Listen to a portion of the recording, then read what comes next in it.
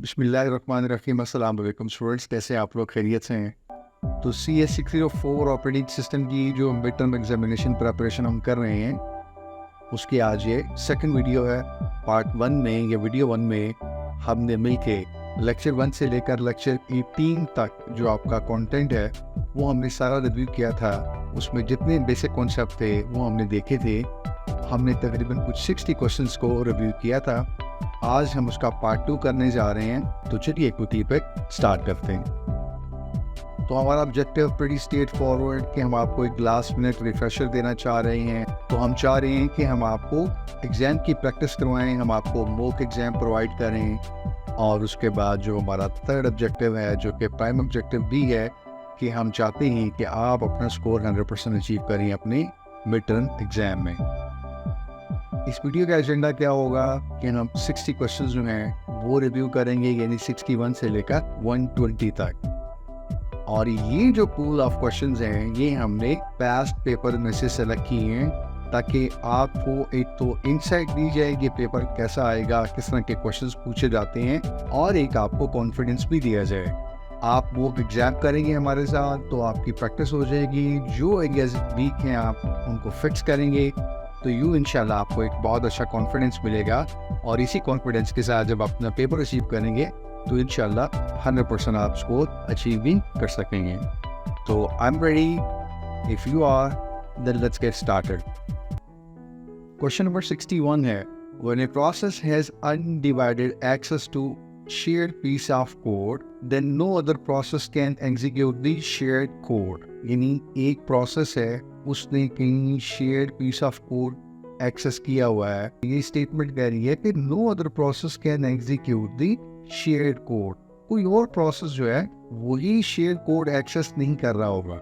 आपको याद होगा इस शेयर्ड कोड को हमने कहा था ये हमारा क्या है, क्रिटिकल सेक्शन है। तो एक प्रोसेस क्रिटिकल सेक्शन जो है वो एक्सेस कर रहा हो, और जबकि दूसरा प्रोसेस या कोई भी और प्रोसेस वो अपना क्रिटिकल सेक्शन या share piece of data code access ना करे, तो ये कंडीशन हमने पढ़ी थी किसकी होती है, म्यूचुअल एक्सक्लूजन की। ठीक है, यानी म्यूचुअल एक्सक्लूजन ये कहता है कि एक process share data, share file, share content, share piece of code access करे या कर रहा हो, उस दौरान बाकी कोई भी और प्रोसेस जो है वो अपना क्रिटिकल सेक्शन एग्जीक्यूट नहीं कर सकता या उसको नहीं करना चाहिए। तो सी यानी mutual exclusion is the right option. 62, the critical section is a place where certain shared structure is updated. It's solution requires certain precautions. One of them is to access the critical section by one process at a time only. What this condition is termed as।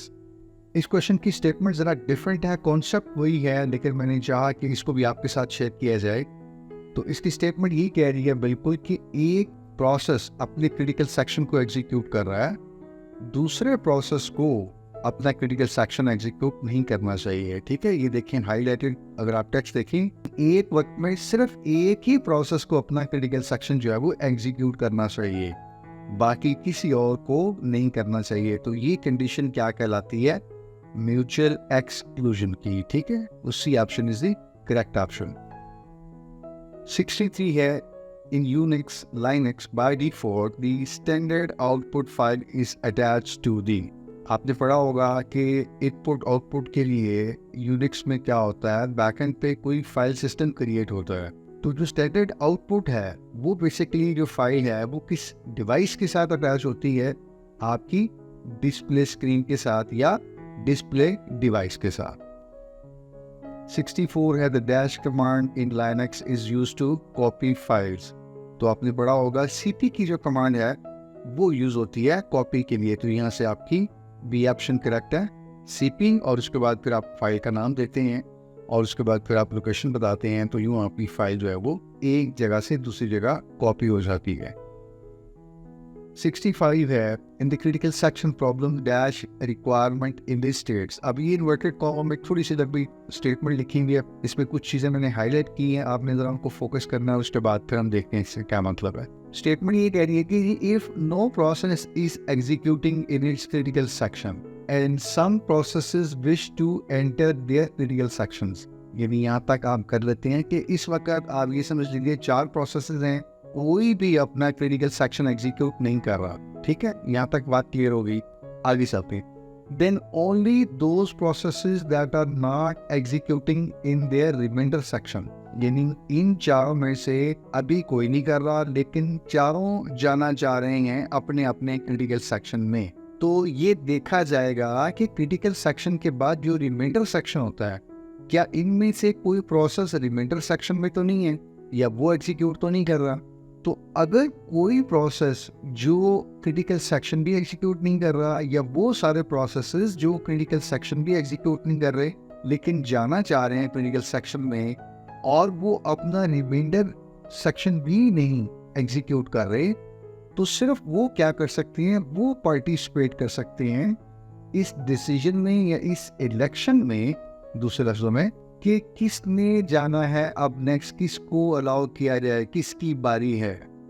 ये जो election होगा, ये selection होगी कि किसने जाना है, और ये डिसीजन आप पोस्टपोन नहीं कर सकते। यानी आपको डिसीजन करना है, यानी ओएस को ये डिसीजन करना है कि किसी एक प्रोसेस को अलाउ किया जाए कि वो अपने क्रिटिकल सेक्शन में जाए या चला जाए। मैं स्टेटमेंट को थोड़ा मुख्तसर कर देता हूँ दोबारा। ओएस ने डिसाइड करना है कि किस प्रोसेस ने अपने क्रिटिकल सेक्शन में जाना है।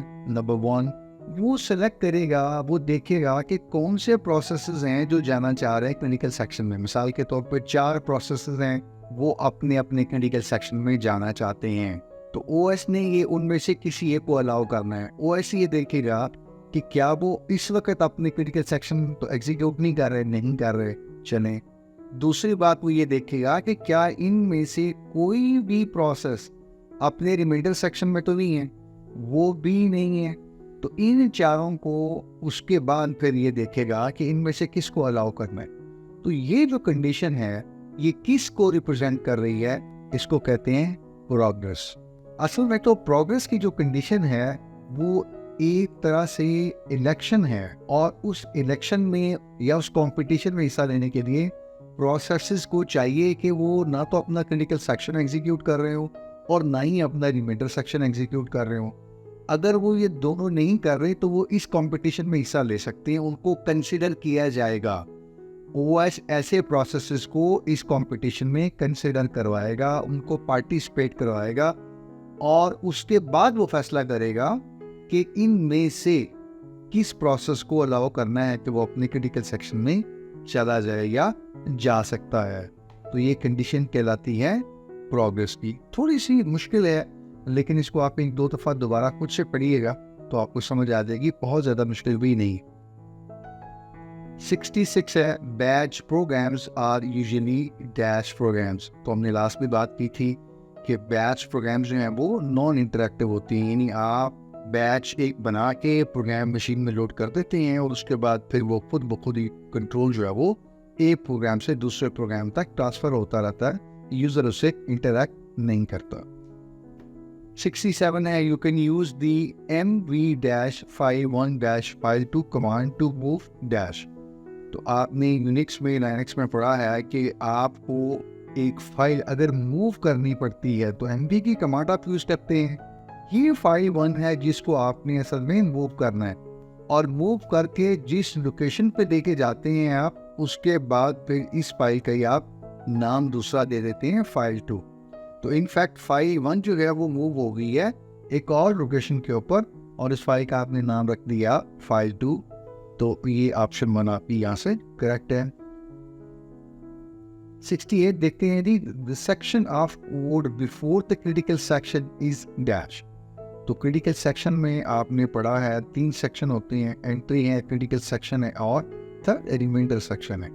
तो क्रिटिकल सेक्शन से जो पहले वाला सेक्शन है या पोर्शन है, उसको आप क्या कहते हैं, एंट्री सेक्शन या entry portion. 69 here dash are used by shell commands to pass data from one shell pipeline to another without creating temporary files।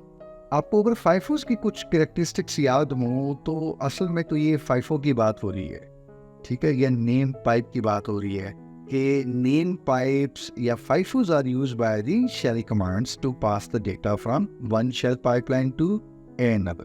तो यहाँ देखते हैं हमारे पास नेम पाइप तो नहीं है, लेकिन 5 ऑप्शन है, फोर्थ, तो ये फोर्थ ऑप्शन यहाँ से करेक्ट है।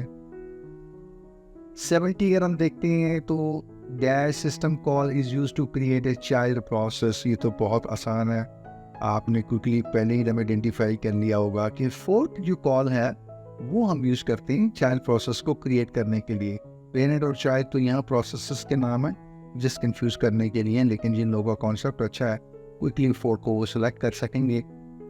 71 है the basic purpose of dash to help the users to utilize the hardware resources for completing different tasks in a simplified manner। तो यूज़र को फैसिलिटेट करना है, यूज़र को ईज करना है कि वो यूटिलाइज कर सके रिसोर्सेज को अपने बहुत सारे टास्क परफॉर्म करने के लिए। तो ये किस चीज़ का बेसिक पर्पस है?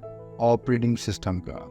इन एक ऑपरेटिंग सिस्टम जो है वो हार्डवेयर के ऊपर जब इंस्टॉल होता है और एप्लीकेशन प्रोग्राम्स के लिए एक प्लेटफॉर्म प्रोवाइड करता है, तो ये बेसिकली मशीन को या हार्डवेयर को इस काबिल बनाता है या इस्तेमाल के काबिल बनाता है यूजर्स के लिए, और यूजर को ईज प्रोवाइड करता है कि यूजर बहुत आसानी से हार्डवेयर रिसोर्सेज को भी यूज कर सकता है और एप्लीकेशन प्रोग्राम्स को भी। तो it's because of operating system.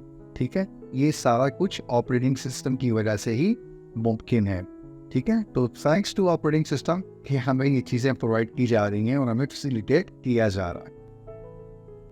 Question number 72 है if your processor does not have 2 slots empty in the pre-process file descriptor table then your dash system call will fail।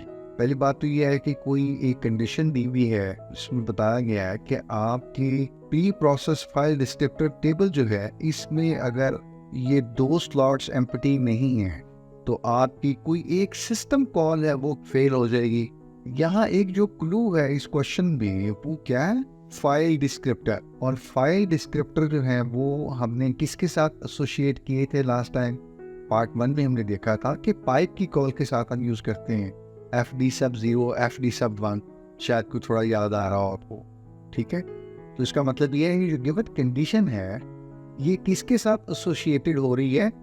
Pipe की call के साथ। यानी अगर ये गिवन कंडीशन ट्रू नहीं है, ये सेटिस्फाइड नहीं है या फुलफिल नहीं हो रही, तो हमारी पाइप की जो सिस्टम कॉल है वो फेल हो जाए। Question number 73 Which of the following are true for direct communication? ये इनफैक्ट यहाँ पे इस होना चाहिए था क्योंकि कोई एक कंडीशन ट्रू होगी। चले देखते हैं जी। उसका रीज़न ये है कि नीचे नॉट ऑल या बोथ वगैरह सा कुछ नहीं लिखा हुआ, but could be a typo anyways. तो हमें डायरेक्ट कम्युनिकेशन के बारे में कोई एक स्टेटमेंट देखनी है कि इनमें से ट्रू कौन सी है। डायरेक्ट कम्युनिकेशन की जो एक सिंपल निशानी है, ये सबसे आसान जो निशानी है वो ये है कि इसमें 2 प्रोसेस आपस में कम्युनिकेट करते हैं। ठीक है, तो अब यहाँ पे क्विकली देख लेते हैं कि यहाँ तो n नंबर ऑफ प्रोसेस कहा गया है, यहाँ पे pair of processes n is equal to max, यहाँ पे 2 लिंक नहीं होते, 2 प्रोसेस हैं तो 1 लिंक होगा, ये भी गलत हुई। उसका मतलब ये है, ये अगर आप देखें B option, a communication link can be associated with exactly 2 processes। ठीक है, exactly 2 processes होंगे तो उसका मतलब ये है कि लिंक कितना होगा? 1 होगा। 2 processes हैं, लिंक 1 होगा दोनों के दरमियान, यानी 2 नोड्स होती है ना, तो एक ही लिंक बनता है उनके दरमियान। तो बी ऑप्शन यहाँ पे करेक्ट है। 74 है a bounded buffer is a buffer of dash size। तो जो बाउंडेड का लफ्ज़ है ना, यही बता रहा है बेसिकली कि कहीं कोई रिस्ट्रिक्शन है। ऐसा नहीं है, वेरिएबल का मतलब तो ये ना कि आप जहाँ मर्जी इधर बढ़ा लीजिए, मिसाल के तौर पे इधर बढ़ा लीजिए, चेंज कर लीजिए, but this is not the case with the bounded. Bounded mean something is restricted, और इसका मतलब क्या है? वो फिक्स है। और वैसे नहीं, अगर आप देखें तो आपका बाउंडेड बफर जो होता है ना, वो उसके लिए आप कोई फिक्स साइज देते हैं। ठीक है, जो भी साइज दें, but that is fix and that is remain fix. 75 है when a process P1 switches from running state to waiting state because of an input output request is being completed। यानी एक प्रोसेस है P1, वो अपनी state को change कर देता है। पहले वो रनिंग में था, अब कहाँ चला गया? वेटिंग में। उसकी वजह यह है कि उसने कोई इनपुट आउटपुट रिक्वेस्ट की हुई है, या वो कर रहा है या वो यूज कर रहा है इनपुट आउटपुट डिवाइस, और वो अभी तक कंप्लीट हो रही है, इट्स बीइंग कंप्लीटेड है।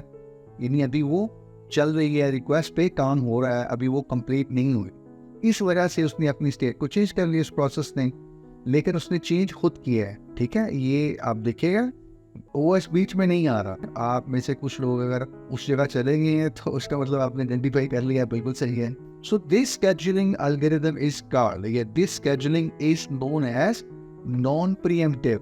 ठीक है, आप पूछेंगे प्रीएम्प्टिव क्यों नहीं है? प्रीएम्प्टिव इसलिए नहीं है क्योंकि वो प्रोसेस खुद अपनी स्टेट चेंज कर रहा है, रनिंग से वेटिंग में खुद जा रहा है, क्योंकि उसने कोई आईओ का काम करना है, आईओ रिक्वेस्ट उसने की हुई है, उस पर वो काम कर रहा है, इसलिए वो खुद अपनी स्टेट चेंज कर रहा है। ओएस का कहीं लफ्ज बीच में नहीं आ रहा कि ओएस ने उससे ले लिया सीपीयू, किसी और को दे दिया। ओएस आएगा लेके देगा, इसका मतलब है वो एल्गोरिथम कौन से होते हैं? प्रीएम्प्टिव, कि ओएस ने इंटरवीन किया। यहाँ पे ओएस कहीं इंटरवीन नहीं कर रहा, प्रोसेस खुद वॉलंटरली अपनी स्टेट चेंज कर रहा है। वो कहता चलो कोई बात नहीं, मैं अब थोड़ा वेट कर लेता हूँ, और वेट करने में अगर वो सीपीयू आपको दे देता है तो ये क्या है? Non pre-emptive. 76 है, the priority of a process can be changed using the dash command। तो आपने शायद पढ़ी हो एक फार्मूला जिसमें नाइस वैल्यू होती है, ये नाइस की कमांड भी होती है, उसके जरिए आप प्रोसेस की प्रायोरिटी चेंज कर सकते हैं। तो यहाँ से नाइस कमांड जो है वो आप इशू कर सकते हैं, एग्जीक्यूट कर सकते हैं किसी प्रोसेस की प्रायोरिटी चेंज करने के लिए। 77 है, an operating system is easily portable between varying hardware designed in dash structural approach। यदि कौन सा ऐसा स्ट्रक्चरल डिजाइन है जिसमें अगर एक ओएस बनाया जाए, डेवलप किया जाए, तो वो पोर्टेबल हो जाता है, यानी पोर्टेबिलिटी जो है वो बहुत आसान है डिफरेंट हार्डवेयर के अंदर। ठीक है, तो माइक्रो कर्नल जो है वो एक ऐसा डिजाइन है जिसमें आपकी पोर्टेबिलिटी बहुत आसान होता है। आपने पढ़ा होगा डिटेल से, मैं जिसको भी एक लाइन में हाईलाइट कर देता हूँ कि आप इसमें क्या करते हैं, ओएस का साइज बहुत छोटा रखते हैं, जो कोर ओएस लेवल की चीज़ें हैं वो इसके अंदर आप रखते हैं, और बाकी फीचर को आप आसान लफ्ज़ों में ये कह लीजिए जैसे आपके एड्स ऑन होते हैं, फीचर्स होते हैं, उनकी फॉर्म में आप ले आते हैं, मॉड्यूल्स होते हैं, कंपोनेंट्स होते हैं। तो इसलिए ये फिर कोर चीज़ें रह जाती हैं, और वो जो कोर कर्नल पार्ट है आप ये कह लीजिए, वो फिर मुख्तलिफ हार्डवेयर के ऊपर पोर्टेबल करना निश्चित आसान होता है। तो ये माइक्रो कर्नल जो स्ट्रक्चरल अप्रोच है, that is very convenient and easy with respect to portability. 78 है, डैश प्रोसेसेस और threads often need access to shared data and shared resources.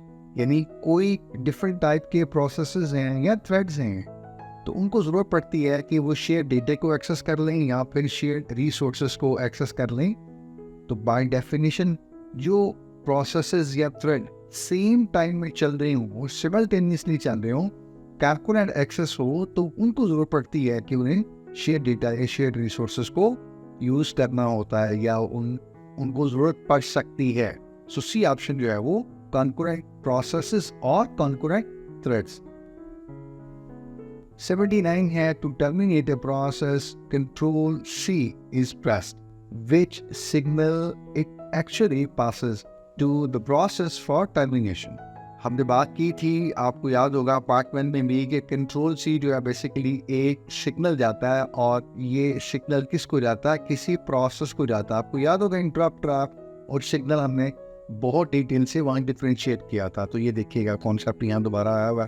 Anyways, तो बात ये हो रही है कि आपने एक प्रोसेस को टर्मिनेट करना है, कंट्रोल सी आप प्रेस करते हैं, प्रोसेस को सिग्नल चला गया, तो वो जो सिग्नल गया प्रोसेस को, ये गिवन ऑप्शंस में से वो कौन सा सिग्नल है? तो SIGINT ये सिग्नल जाता है प्रोसेस को जब आप कंट्रोल सी प्रेस करते हैं किसी भी प्रोसेस को टर्मिनेट करने के लिए। तो बी ऑप्शन यहाँ से करेक्ट ऑप्शन है आपकी। 80 है जी, Unix system 5 scheduling uses queues which run dash algorithm। आपने पढ़ा होगा यूनिक्स सिस्टम 5 है, उस ऑपरेटिंग सिस्टम के अंदर जो स्केजुलिंग होती है वो क्यूज यूज करती है। ठीक है, क्यू एक खास तरह का डेटा स्ट्रक्चर है जो कि फर्स्ट इन फर्स्ट आउट पे प्रिंसिपल पे या फिलॉसफी पे काम करता है। ये जो क्यूज हैं ये अपने अंदर किस एल्गोरिदम को इस्तेमाल करती हैं या इम्प्लीमेंट करती हैं, या ये क्यूज किन एल्गोरिदम को इम्प्लीमेंट करता है इनसाइड। ठीक है, तो वो आपने पढ़ा होगा क्या है? Round robin. यानी यूनिक्स सिस्टम 5 में स्केड्यूलिंग के लिए जो क्यूज यूज करते हैं या जो क्यूज यूज की जाती हैं, तो क्यूज जो है वो बेसिकली क्या रन करती हैं, round robin algorithm. Question number 81 है, which part of the computer system helps in managing the files and memory management system. तो as a whole computer system में हम बात करते आ रहे हैं कि 2-3 चीजें होती हैं मेनली।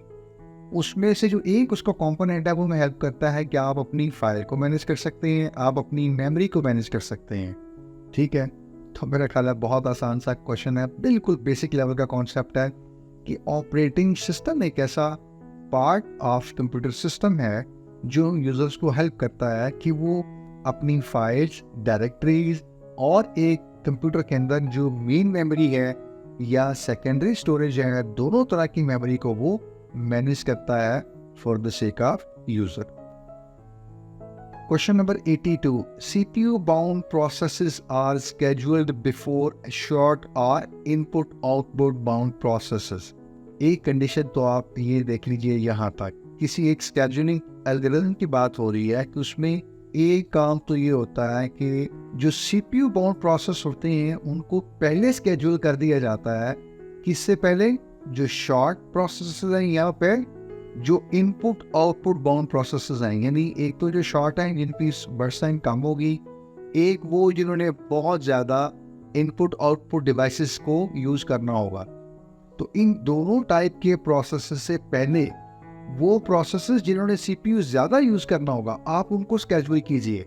देयरफॉर ये जो चीज़ है ये किस में रिजल्ट कर रही है, इससे क्या नुकसान है, क्या नतीजे निकल रहे हैं कि less CPU and device utilisation. इसका मतलब स्केड्यूलिंग एल्गोरिथम की बिना पर या इसकी वजह से, इस स्केड्यूलिंग एल्गोरिथम की वजह से या इसकी इस तरतीब की वजह से ये हासिल होता है कि CPU और डिवाइसेस की यूटिलाइजेशन क्या होती है, लेस होती है।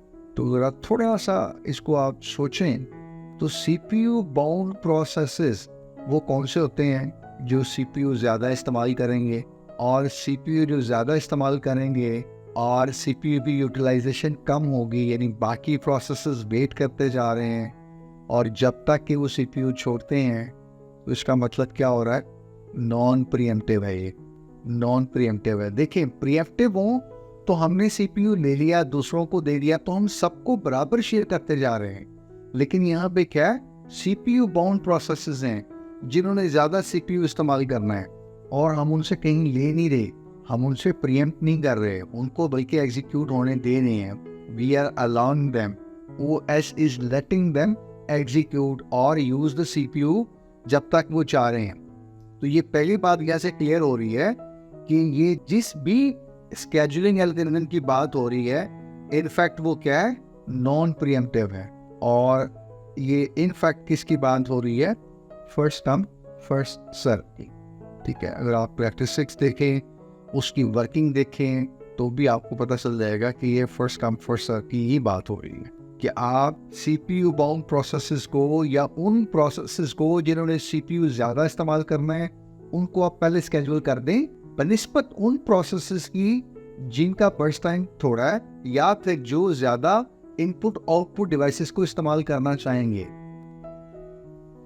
83 performance measures of scheduling algorithms are calculated with charts in order to evaluate an algorithm for a particular workload। अब जितने भी हमारे पास स्केड्यूलिंग एल्गोरिथम्स हैं उनकी परफॉर्मेंस को मेजर करने के लिए हम क्या करते हैं जी, कुछ चार्ट्स बना लेते हैं, कुछ कैलकुलेशंस करने के लिए क्या बनाए जाते हैं। ये ऐसा इसलिए किया जाता है कि ताकि परफॉर्मेंस भी देखें, उनकी एवैल्यूएशन भी देखें कि एक ख़ास किस्म का अगर उनको प्रोसेसेस का लोड दिया जाता है या वर्क लोड दिया जाता है, एक ही बात है। तो ये जो चार्ट हम बनाते हैं, असल में तो बताना ही किस अप्रोच में बनाते हैं। आपने ज़रूर पढ़ा होगा कि डिटर्मिनिस्टिक जो मॉडलिंग होती है उसमें हम ऐसा करते हैं कि चार्ट्स क्रिएट कर लेते हैं अगेंस्ट अ स्पेसिफिक और particular workload of given processes. आपने ये भी देखा होगा कि वहाँ गैंट चार्ट्स हैं वो क्रिएट किए जाते हैं वैल्यूएशन के लिए, यानी प्रोसेसेस की वैल्यूएशन के लिए, उनकी परफॉर्मेंस मेजर करने के लिए डिटर्मिनिस्टिक जो एवेल्यूएशन है या डिटर्मिनिस्टिक मॉडलिंग है उसके अंदर गैंट चार्ट्स क्रिएट किए जाते हैं। ठीक है, तो ऑप्शन सी जो है डिटर्मिनिस्टिक मॉडलिंग यहाँ से हमारी करेक्ट ऑप्शन है। Question number 84, the solution type where in a critical section we use entry section and exit section is called a kind of or what kind of solution is this? हमने 3 तरह के solution पढ़े। Part 1 में हमने बात की थी कि एक हार्डवेयर बेस्ड सोल्यूशन है, एक सॉफ्टवेयर बेस्ड सोल्यूशन है और एक OS यानी ऑपरेटिंग सिस्टम बेस्ड सोल्यूशंस हैं। ये 3 तरह के हैं। तो पूछा जा रहा है कि कोई एक सोल्यूशन है क्रिटिकल सेक्शन प्रॉब्लम का, उसमें एक तो एंट्री सेक्शन आता है और एक एग्जिट सेक्शन आता है। ये दोनों सेक्शन बताने हैं कि किस तरह के जो सोल्यूशन है उसमें आते हैं। तो थोड़ा सा रज़ीन में आप जोर दें और सोचें कि हम एक पीस ऑफ कोड लिखते हैं, सॉफ्टवेयर बनाते हैं, एक कोड लिखते हैं, प्रोग्राम बनाते हैं, उसमें क्या होता है entry section, then critical section, then फिर क्या है रिमाइंडर सेक्शन। तो ये पीस ऑफ कोड लिख रहे हैं, एक प्रोग्राम लिख रहे हैं, तो ये किस तरह का सोल्यूशन होगा बोला? हार्डवेयर तो नहीं हो सकता ना, OS भी नहीं हो सकता, software based solution.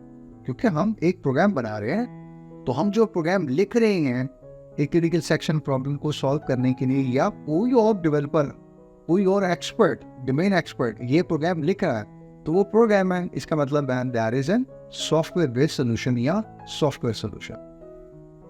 85, how many modes are supported in the operating system? हमने ये भी पार्ट 1 में बात की थी कि 2 तरह के मोड होते हैं। इन इंस्ट्रक्शंस के 2 तरह के मोड्स होते हैं OS में, एक यूजर मोड और एक कर्नल मोड। तो यहाँ नंबर पूछा गया, वहाँ हमने इस क्वेश्चन को थोड़ा सा डिफरेंट एस्पेक्ट से देखा था। 86 है, a parent process calling dash system call will be suspended until its children processes terminate।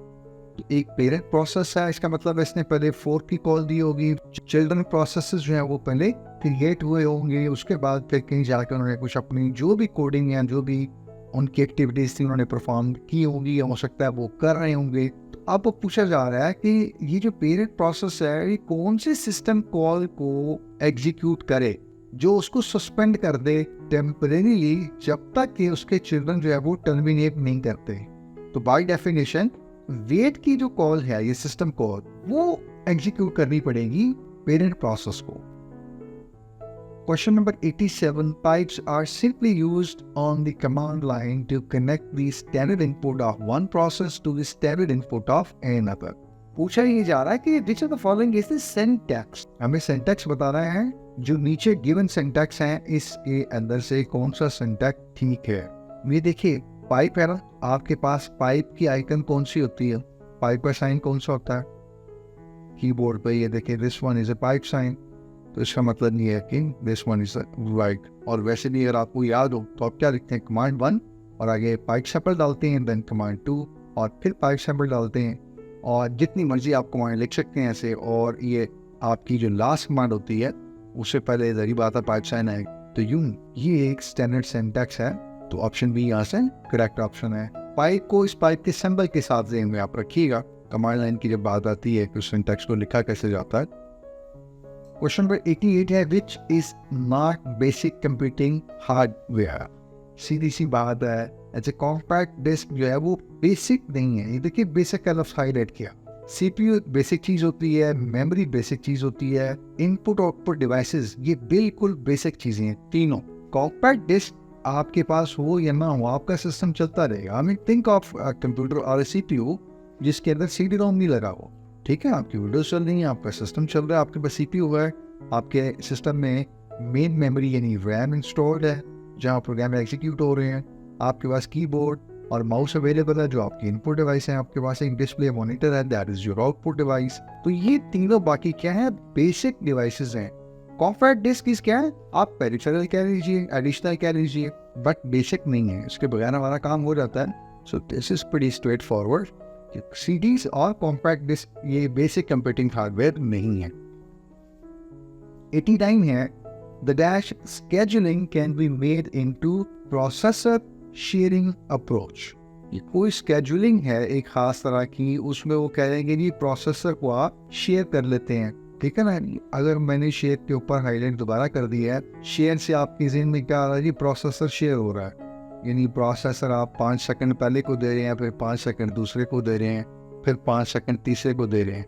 मैंने ख्याल है सारे लोग परेशान नहीं हैं। राउंड रॉबिन है तो फिर क्वांटम आपने फिक्स कर दिया ना, ये सीपीयू पहले प्रोसेस को दिया 5 सेकंड, फिर वही सीपीयू आपने दूसरे प्रोसेस को दे दिया, या प्रोसेसर आपने तीसरे प्रोसेस को दे दिया, फिर प्रोसेसर आपने चौथे प्रोसेस को दे दिया। तो ये क्या कर रहे हैं, आप प्रोसेसर को शेयर कर रहे हैं। तो ये शेयरिंग का लफ्ज़ है ना, वो आप समझ लीजिए that is very very related with the round robin scheduling algorithm. Question number 90 है, Linux uses dash directory to store system configuration files। जी, तो कुछ थोड़ा सा अगर आपकी ज़हन में हो कि कुछ टाइप्स ऑफ डायरेक्टरीज हैं, वो शायद आप थोड़ा सा अगर उनसे फेमिलियर हैं तो नहीं, वरना कुछ बेसिक 3-4 हैं, मैं चाहूँगा कि आप उनको ज़रूर थोड़ा सा देख लीजिए। ETC की जो डायरेक्टरी होती है ना, आमतौर पे उसमें कन्फिग्रेशन फाइल्स होती हैं फाइल। एक कॉन्फ़िगरेशन फाइल को ETC या एक्सेट्रा नहीं होता इंग्लिश वाला, उसके साथ रिलेट कर दीजिए।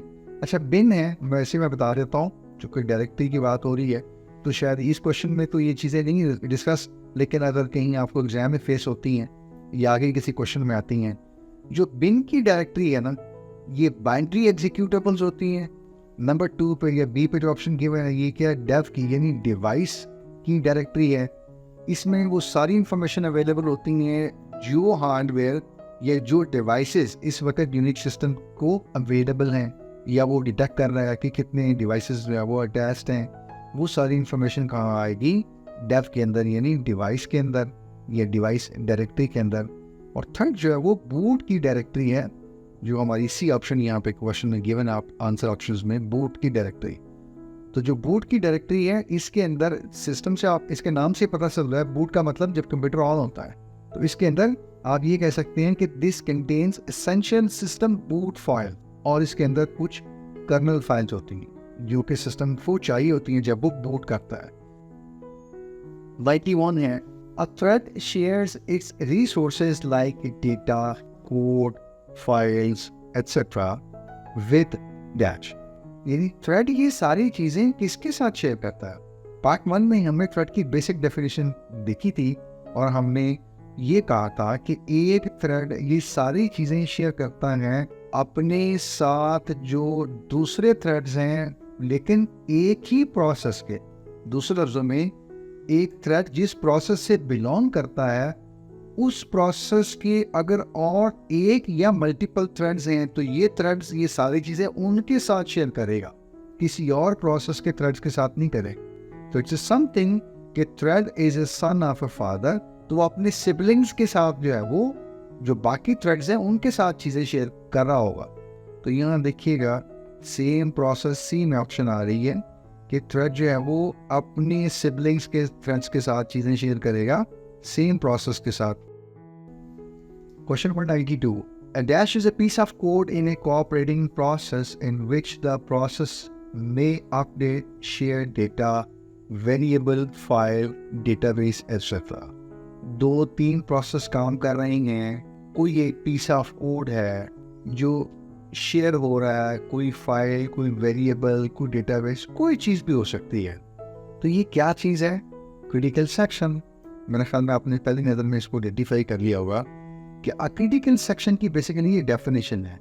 अ critical section is a piece of code in a cooperating process in which the process may update, share data. वो शेयर डेटा क्या हो सकता है, कोई एक वेरिएबल हो सकता है, कोई एक फाइल हो सकती है, डेटाबेस हो सकते हैं, डेटाबेस की फाइल हो सकती है, कोई एक टेबल हो सकता है, कोई एक डेटा आइटम हो सकती है। तो इनफैक्ट ये क्या है, क्रिटिकल सेक्शन की डेफिनेशन लिखी हुई है। ठीक है, तो यहाँ से क्रिटिकल सेक्शन आपकी सेकंड ऑप्शन है। 93 है, a program in execution is called a process. तो प्रोसेस की बेसिक डेफिनेशन है ये, बड़ी सिंपल स्ट्रेट फॉरवर्ड है। कुछ मुश्किल भी आपको लग रहे हैं, कुछ आसान भी आ रहा है। It's kind of balance paper, और एग्जाम में भी ऐसे ही होता है। ठीक है, तो जब मुश्किल सवाल है इसको घबराइए नहीं, यू कैन फ्लैग और mark it as a flag and then move ahead, बाद में आप उसको देख सकते हैं। ठीक है, just don't worry about it. 94 है, using dash system call we can create a new process in Linux. तो फोर्क की सिस्टम कॉल है वो हम यूज करते हैं एक न्यू प्रोसेस को क्रिएट करने के लिए। 95, a shell command mk54 can be used to create a and dash। ठीक है, तो mk54 हमने लास्ट टाइम पढ़ा था कि mk54 की जो कमांड है वो हम क्या करते हैं, नेम्ड पाइप क्रिएट करने के लिए यूज़ करते हैं। हमने बात की थी कि MK0 हम वो सिस्टम कॉल यूज़ कर सकते हैं। सेकंड हमने कहा था कि MK50C की जो स्टैंडर्ड लाइब्रेरी कॉल है वो भी हम यूज़ कर सकते हैं नेम्ड पाइप या FIFO क्रिएट करने के लिए। और थर्ड हमने कहा था कि MK50 की कमांड भी यूज़ कर सकते हैं। MK50 की जो कमांड है वो किस लिए यूज़ करेंगे? नेम्ड पाइप क्रिएट करने के लिए। Question number 96, for reading input which of the following system call is used. तो ये भी क्वेश्चन बहुत मिलता जुलता है जो हमने पार्ट 1 में किया था। हमने वहाँ देखा था कि जब हम पाइप की कॉल देते हैं तो दो फाइल डिस्क्रिप्टर हमें रिटर्न होते हैं, FD0 और FD1।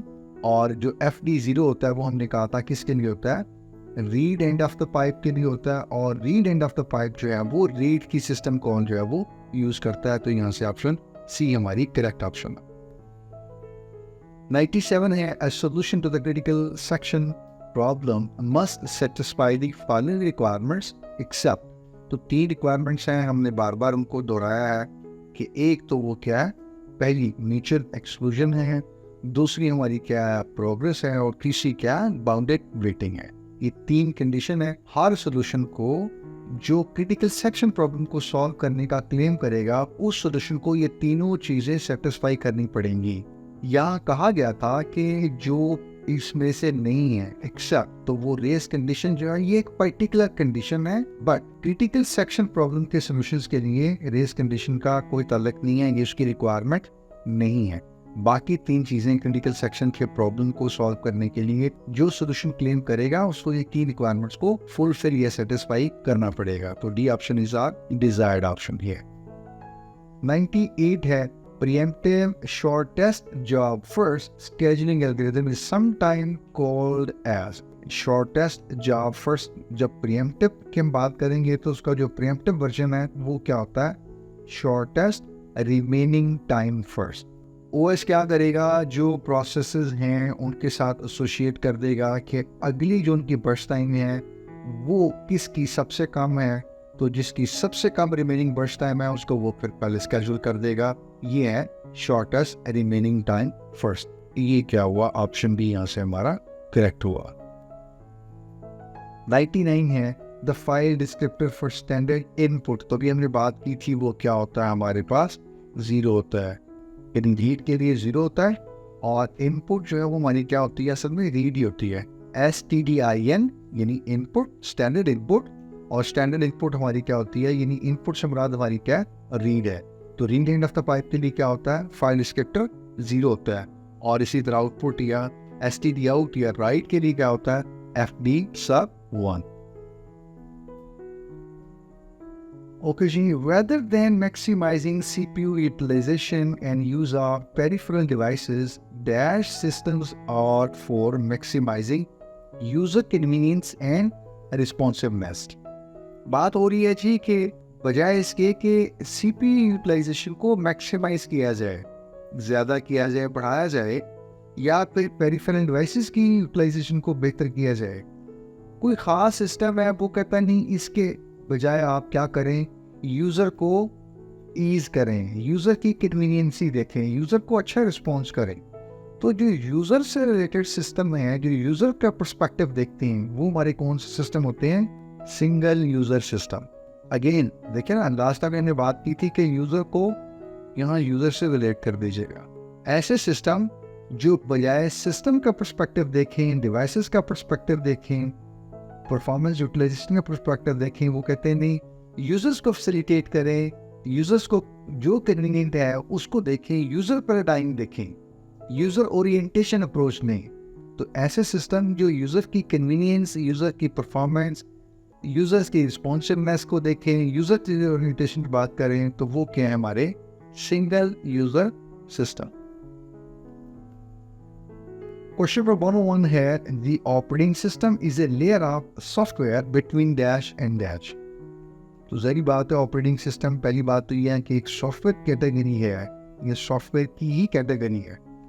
किन 2 चीज़ों के दरमियान होता है ऑपरेटिंग सिस्टम? आपके हार्डवेयर के दरमियान और आपकी एप्लीकेशन के दरमियान। सबसे नीचे आपका क्या होता है? हार्डवेयर होता है, उसके फिर ऊपर विंडोज इंस्टॉल होती है या यूनिक्स वगैरह कोई भी ऑपरेटिंग सिस्टम इंस्टॉल होगा, और ऑपरेटिंग सिस्टम के ऊपर यानी ऑपरेटिंग सिस्टम एक प्लेटफॉर्म प्रोवाइड करता है जिस पे आपके एप्लीकेशन, मेरे एप्लीकेशन सॉफ्टवेयर इंस्टॉल होते हैं। तो असल में तो एक एंड पे क्या है, एप्लीकेशन सॉफ्टवेयर है, और एक एंड पे क्या, हार्डवेयर है। ऑपरेटिंग सिस्टम इन दोनों के दरमियान कम्युनिकेशन करवा रहा है, दोनों के दरमियान कनेक्शन प्रोवाइड कर रहा है या इंटरफेसिंग कर रहा है। तो द राइट ऑप्शन इज कि OS is interacting between hardware and application software या सॉफ्टवेयर एप्लीकेशन या एप्लीकेशन प्रोग्राम्स। 1 or 2 है, you can have a thread wait for another thread within the same process by using the dash system call।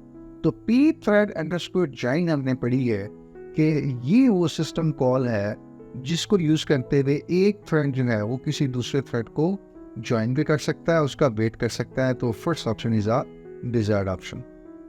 103 है, in indirect communication between processes P and Q। तो हमने part 1 में बात की थी कि जो इनडायरेक्ट कम्युनिकेशन है उसके लिए क्या चाहिए जी, आपको एक शेयर्ड मेल बॉक्स चाहिए। दो प्रोसेसेस ने अगर कम्युनिकेशन करनी है इनडायरेक्टली, तो सी ऑप्शन में देखिएगा क्या लिखा हुआ है, there is a mail box या message queue to help communication between P and Q। तो C option is the correct option here. 104 है, which of these processes can be affected by other processes executing in the system। कुछ processes हैं वो या तो किसी पे effect हो रहे हैं या उनकी वजह से कुछ और processes इफेक्टिव हो रहे हैं, ठीक है। तो ऐसे processes जो एक दूसरे के स्टेक होल्डर बन जाते हैं या एक दूसरे की वजह से उनकी इफेक्ट या उनके ऊपर आता है या उनकी एग्जीक्यूशन की वजह से इफेक्ट दूसरे processes पे आता है, तो ऐसे प्रोसेसेस को हम कोऑपरेटिंग प्रोसेसेस कहते हैं। तो यहाँ से डी ऑप्शन जो है वो हमारी करेक्ट ऑप्शन। 105 है, dash are use to show the execution of the processes. यानी आपने देखना है कि जब प्रोसेसेस की एग्जीक्यूशन आप दिखाते हैं या उनको डिपिक्ट करना चाहते हैं, उनको डेमोन्स्ट्रेट करना चाहते हैं, उनको शोकेस करना चाहते हैं, तो आप एक चार्ट क्रिएट करते हैं। यानी प्रोसेस 1 जो है उसको जब पहला CPU पहली बार मिला और वो कुछ बर्स्ट टाइम अपनी एग्जीक्यूट किया उसने, उसके बाद फिर सेकंड प्रोसेस को मिला, फिर थर्ड को मिला, फोर्थ को। तो एक चार्ट जो आप बनाते हैं वो क्या शो कर रहा होता है कि प्रोसेसेस किस ऑर्डर में किस तरतीब से एग्जीक्यूट हो रहे हैं। तो ये जो चार्ट आप बनाते हैं ये कौन सा चार्ट होता है, दैट इज गैंट चार्ट। कि गैंट चार्ट एक ऐसी चीज है, एक ऐसा टूल है जो हम यूज करते हैं प्रोसेसेस की एग्जीक्यूशन को दिखाने के लिए। क्वेश्चन नंबर 106 है, the dash command gives a snapshot of the current processes. तो कोई एक कमांड है जो इस वक्त करंट सिस्टम में जितने प्रोसेसेस भी चल रहे हैं उनको इनका एक स्नैपशॉट दे देती है, एक इनसाइट दे देती है, समराइज। तो वो हमारी कौन सी कमांड है, PS की कमांड है, ठीक है। कि PS की कमांड जो है वो हमें हमारे प्रोसेसेस की एक स्नैपशॉट प्रोवाइड करती है एट एनी गिवन टाइम। 107 है, the dash command resumes the execution of A suspended job in the foreground. तो आपने यूज भी की होगी कि FG की जो कमांड है वो फोरग्राउंड इनफैक्ट इसीलिए इसको कहा जाता है, ये देखें फोरग्राउंड FG। तो FG की कमांड है वो रिज्यूम करती है एग्जीक्यूशन उन प्रोसेसेस की जो क्या सस्पेंडेड है इन द फोरग्राउंड। 108 है, you can use the dash command to display the status of suspended and background processes।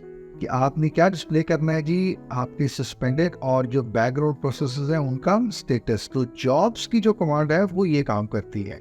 इसके 2-3 स्विचेस भी हैं तो वो डिफरेंट चीज़ें डिस्प्ले करते हैं, डिफरेंट इन्फॉर्मेशन डिस्प्ले हो सकती है उनके जरिए। लेकिन यहाँ सिर्फ कमांड का पूछा, स्विच की बात नहीं हुई। तो जॉब्स की कमांड है वो ये करती है कि आपके सस्पेंडेड या बैकग्राउंड जितने तो प्रोसेसेस हैं उनका स्टेटस डिस्प्ले कर देती है।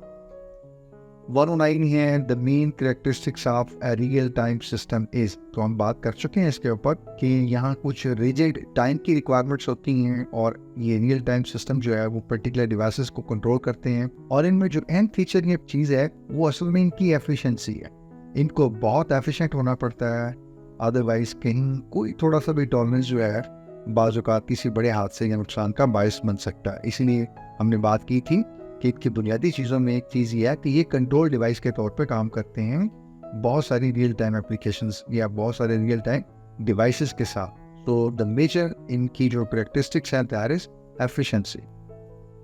Question number 110 here. In Unix, the standard libraries and kernel modules are stored in the dash directory. तो हमने बात की थी इससे पहले भी जब डायरेक्टरीज की बात की थी कि लाइब्रेरीज हैं वो सारी की सारी और कर्नल ये मॉड्यूल्स का होते हैं लिब के अंदर। लिब मतलब लाइब्रेरीज, ये देखें, just try to relate lib with the libraries, LIB libraries।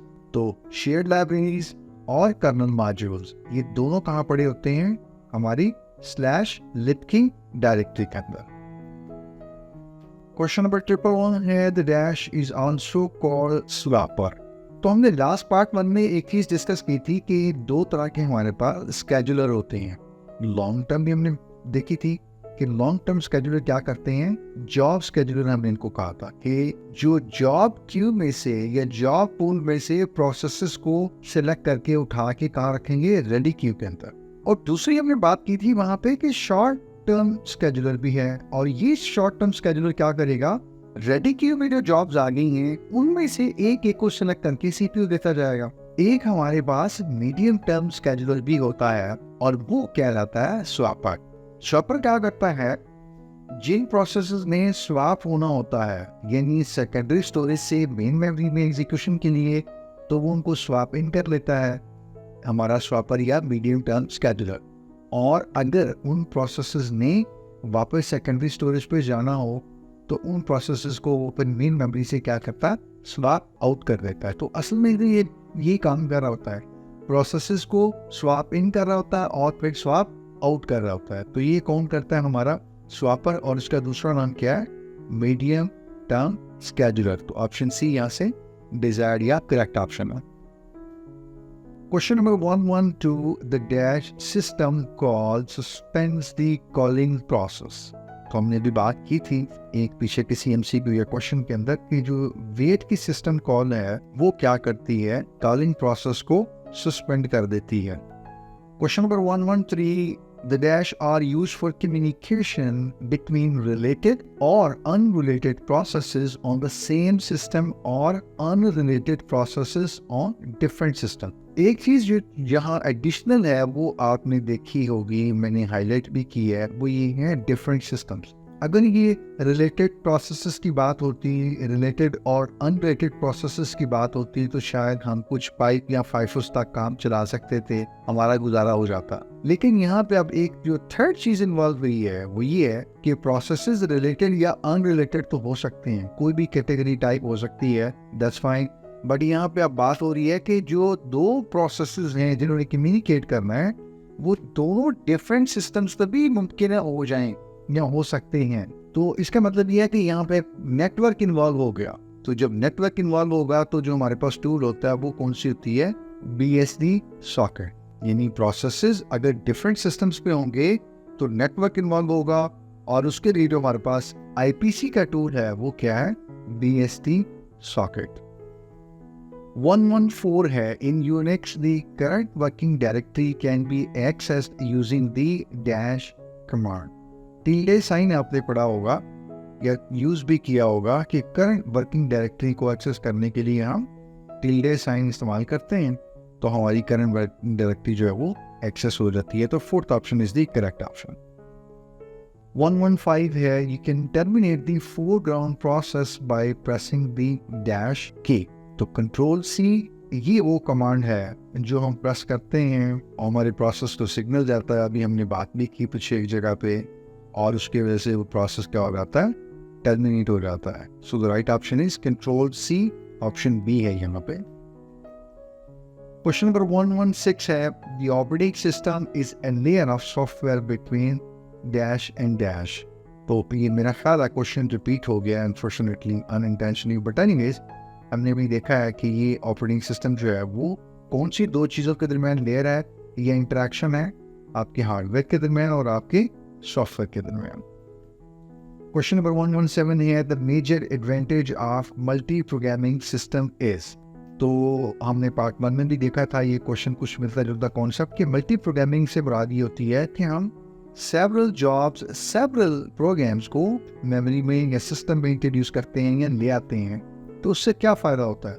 देखिए, पहली ऑप्शन है कि more than one job can be process at A given time. ये तो ठीक है बात, इसीलिए हमने कहा कि ये मल्टी या मल्टी प्रोग्रामिंग है। दूसरी चीज़ क्या ऑप्शन मेंशन है यहाँ पे, CPU utilisation can be increased.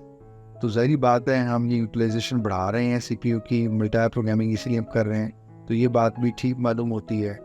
तीसरी चीज़ देखिएगा, jobs can be completed quickly. तो इसका मतलब भी है कि ये सारी चीज़ें बिल्कुल दुरुस्त हैं, ठीक है, ये सारे एडवांटेजेस हैं किसके? मल्टी प्रोग्रामिंग के। 118 in Linux directory structure there is or dash root directory या डायरेक्टरीज। यानी लाइनक्स की जो डायरेक्टरी स्ट्रक्चर है वो हायरार्किकल है और उसमें जो सबसे टॉप पे जो रूट डायरेक्टरी कहलाती है, ये ट्री स्ट्रक्चर में जो सबसे ऊपर नोड होती है वो हमारी रूट की होती है। तो लाइनक्स के केस में वो क्या है? रूट डायरेक्टरी है। और एक लाइनक्स के ओएस के अंदर या एनवायरनमेंट में सिर्फ एक रूट डायरेक्टरी होती है। So the first option is correct. 2 नहीं, 3 नहीं, मल्टीपल नहीं होती। रूट हमेशा लाइनक्स में एक एनवायरनमेंट में एक ही होती है। Question number 119 here, utilities used for the system administrator like hot, ifconfig, fdisk, etc. are stored in the dash directory. System administrator हैं, उन्होंने particular कुछ task perform करने होते हैं, disk related, system health से related, configurations वगैरह से related, disk management से related, etc. etc. तो उनके लिए कुछ utilities हैं, कुछ आप समझ लीजिए utility applications हैं, कुछ उन्होंने यहाँ mention किए हुए हैं। तो पूछा ये गया कि ये जो यूटिलिटीज़ हैं ये किसी खास पर्टिकुलर डायरेक्टरी के अंदर होती हैं, तो आपको मुझे बताना है कि ये किस डायरेक्टरी के अंदर होती हैं। तो ये sbin यानी /sbin की जो डायरेक्टरी है वहाँ पे होती हैं। तो यहाँ हमारे पास ये 4th ऑप्शन जो है वो करेक्ट है। अगर आपको इस तरह याद नहीं आ रहा या इस तरह समझ नहीं आ रही कि ये sbin की डायरेक्टरी हो सकती है, तो इसको ज़रा दूसरे एंगल से देखिएगा, एलिमिनेशन की रूल से देखिएगा। डिवाइस के अंदर हमने कहा था डिवाइस की इंफॉर्मेशन होती है, अभी हम इससे पहले एक डायरेक्टरी के अंदर बात करके आए हैं क्वेश्चन में। बूट के अंदर हमने कहा था इसमें सिस्टम की बूट फाइल्स होती हैं, कर्नल फाइल्स होती हैं जो कि बूटिंग के दौरान चाहिए होती हैं, तो ये ऑप्शन भी नहीं हो सकती। लिब के अंदर अभी हमने कहा था कुछ शेयर्ड लाइब्रेरीज और कर्नल की चीज़ें होती हैं, तो ये भी नहीं हो सकती। तो इसका मतलब ये है कि अगर आपको इन तीनों का अगर पता है और sbin का नहीं पता, तो आपको पता है कि जिस चीज़ की बात हो रही है वो इनमें कहीं एग्जिस्ट नहीं कर रही तीनों में। तो you can just take educated guess based on the elimination. इस तरह भी आप कर सकते हैं, just another way to solve multiple choice questions कि just go for elimination and then you are just maximising the probability of selecting the right option. Finally we have our last question, question number 120 dash threads are supported directly by the operating system. 2 threads होते हैं ना, एक user level threads होते हैं और एक kernel level threads होते हैं या कर्नल थ्रेड्स होते हैं। तो जो यूजर थ्रेड्स होते हैं बेसिकली तो वो थ्रेड्स की लाइब्रेरी हैंडल करती है, कर्नल तो उनसे अनअवेयर होता है इनफैक्ट। और इसका मतलब ये अगर कर्नल उनसे अनअवेयर है तो ऑपरेटिंग सिस्टम वहाँ पर डायरेक्टली उनको इम्प्लीमेंट या उनको सपोर्ट नहीं कर रहा। जो कर्नल थ्रेड्स होते हैं वो डायरेक्टली ऑपरेटिंग सिस्टम जो है उनको सपोर्ट करता है। तो यहाँ से हमारी जो फर्स्ट ऑप्शन है वो हमारी करेक्ट ऑप्शन है। तो ये हमारे 60 क्वेश्चंस जो हैं वो यहाँ पे कंप्लीट होते हैं। 120 क्वेश्चंस अल्हम्दुलिल्लाह आज हमने कंप्लीट कर लिए हैं। This is more than enough for you to appear in your mid term exam इंशाल्लाह। ठीक है जी, okay. Coming up next we have our subjective part इंशाल्लाह। इसके बाद बहुत जल्द हम आपके साथ वो भी शेयर करेंगे और कोशिश करेंगे कि एटलीस्ट कुछ आपको एक मॉडरेट जो है वो नंबर ऑफ क्वेश्चन जो है वो शेयर कर दिए जाएँ, ताकि एटलीस्ट आपको एक अच्छा आइडिया मिल जाए और एक आपकी भरपूर तैयारी हो जाए before appearing in your real mid term exam. ठीक है, तो stay connected and stay tune for the subjective part. Thank you very much for your time and attention. हमने कोशिश की है कि 2 वीडियोज़ में एटलीस्ट हम आपके साथ एक सब्सटेंशियल वो नंबर ऑफ क्वेश्चन हमने आपके साथ शेयर किए, 120 क्वेश्चन, और मुझे उम्मीद है इंशाल्लाह कि वो आपको सिर्फ इसी चैनल में मिलेंगे, कहीं और इतने नंबर ऑफ क्वेश्चन जो आपको नहीं मिलेंगे। तो इतने नंबर ऑफ MCQs क्वेश्चंस करने के बाद अब आप बिल्कुल तैयार हैं, रेडी हैं कि आप अपना रियल एग्जाम जो है वो फेस कर सकें इंशाल्लाह। And secondly, as requested earlier in each video, I request you folks to join hands with us in sharing this content with the other students जो भी अपना एग्जाम प्रिपेयर कर रहे हैं, क्योंकि हम चाहेंगे कि वो भी अपना एग्जाम अच्छा प्रिपेयर करें, अच्छा अटेम्प्ट करें और एक अच्छा स्कोर जो है वो भी अर्न कर सकें। तो we need your support in sharing this content to maximum number of students. और हमें क्या चीज़ इंप्रूव करनी चाहिए, क्या चीज़ हम इंप्रूव कर सकते हैं, हमेशा की तरह मैं रिक्वेस्ट करता हूँ कि आप अपनी फीडबैक से ज़रूर आगाह किया करें, क्योंकि उससे हमें हेल्प मिलती है। हम अपने कंटेंट को टेलर कर सकते हैं और चीज़ों को इम्प्रूव कर सकते हैं। कंटेंट बेहतर होगा तो मुझे उम्मीद है आप सबकी बहुत हेल्प होगी स्टूडेंट्स की, और वो कंटेंट ज़्यादा इफेक्टिव होगा और आपको भी ज़्यादा फैसिलिटेट कर सकेंगे हम इंशाल्लाह। और lastly, I wish you the best of luck for your exam. May you succeed with the flying colours. हमेशा की तरह आप सबके लिए दुआएं, अल्लाह ताला आपको खैरियत से रखे और आपके लिए आसानियाँ फरमाए। और कुछ चीज़ें, कुछ कॉन्सेप्ट अगर आपको मुश्किल लगते हैं और दोबारा MCQs को प्रैक्टिस कीजिए, इंशाल्लाह दूसरी बार आप देखेंगे कि चीज़ें बेहतर, आसान और थोड़ी सॉलिड भी हो रही हैं, थोड़ी आपको समझ भी आ रही हैं और चीज़ें रिटेन भी रहेंगी मेमोरी के अंदर, और आप इंशाल्लाह आसानी से अपना एग्जाम जो है वो क्लियर भी कर सकेंगे। थोड़ा सा मुश्किल सब्जेक्ट है, बट अगेन मैंने कोशिश की है कि आपको मैक्सिमम नंबर ऑफ क्वेश्चंस दिए जाएं ताकि आपकी एक अच्छी प्रैक्टिस हो। डिफरेंट एस्पेक्ट से क्वेश्चन जो है वो हमने आपके साथ शेयर किए हैं ताकि आप भरपूर तरीके से तैयार होके अपना एग्जाम करें without any fear, without any confusion, with confidence, with your preparation इंशाल्लाह। चलें, बात होती है आपके साथ सब्जेक्टिव पार्ट में। तब तक अपना ख्याल रखिएगा और मुझे भी अपनी दुआ में शामिल रखिएगा। इजाज़त दीजिए। अल्लाह हाफ़िज़। अस्सलाम वालेकुम।